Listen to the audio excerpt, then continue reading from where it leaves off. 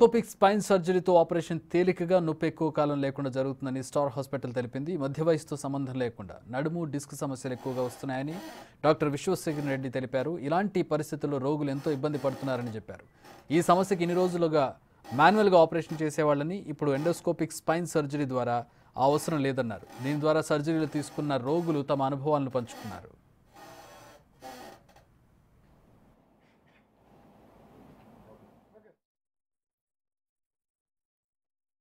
ఈ ముఖ్య ఉద్దేశం ఏంటంటే మనము ఈ లైఫ్ స్టైల్ డిసీజెస్ అంటాం. సో దాంట్లో భాగంగా ఈ స్పైన్ రిలేటెడ్ ఇష్యూస్ అనేది మనం చాలా ఫ్రీక్వెంట్గా చూడడం జరుగుతుంది. సో ఈ మెడ నొప్పులు కానీ, నడుము నొప్పులు కానీ, కాళ్ళు తిమ్మిర్లు రావడము, చేతులు తిమ్మిర్లు రావడం, ఇవన్నీ కూడా చాలా తరచుగా మనం పేషెంట్స్లో ఓపీలో వచ్చే పేషెంట్స్లో చూడడం జరుగుతుందన్నమాట.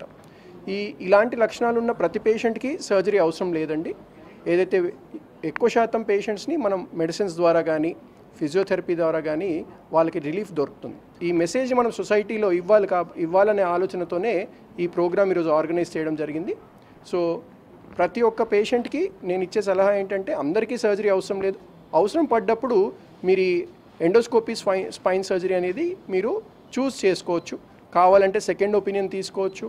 లేదు అంటే ఎట్లాగో మనం ఇనిషియల్గా మెడికల్ మేనేజ్మెంట్ ఫిజియోథెరపీ చేస్తాం కాబట్టి అది కాని సందర్భంలోనే మనం ఆపరేషన్ పోతాము.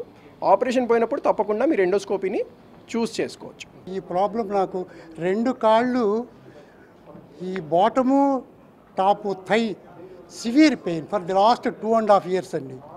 సో ఒక 2 months నుంచి చాలా సివియర్ పెయిన్ అయిపోయింది. అనేబుల్ టు వాక్ అండి. దగ్గినా తుమ్మినా పెయిన్ వస్తూ ఉండేది. అటువంటి పరిస్థితుల్లో ఇక్కడ హైదరాబాద్ వచ్చి I'm prepared to go for surgery, నాకేం ప్రాబ్లం రాదని అనుకుంటున్నాను, నేను చాలా ధైర్యంగా ఉన్నాను అని చెప్పి August 14th ఆపరేషన్ చేశారండి. 15th డిశ్చార్జ్ చేశారు. ఇప్పటికి 8 days నేను చాలా ఫ్రీగా వాక్ చేస్తున్నాను.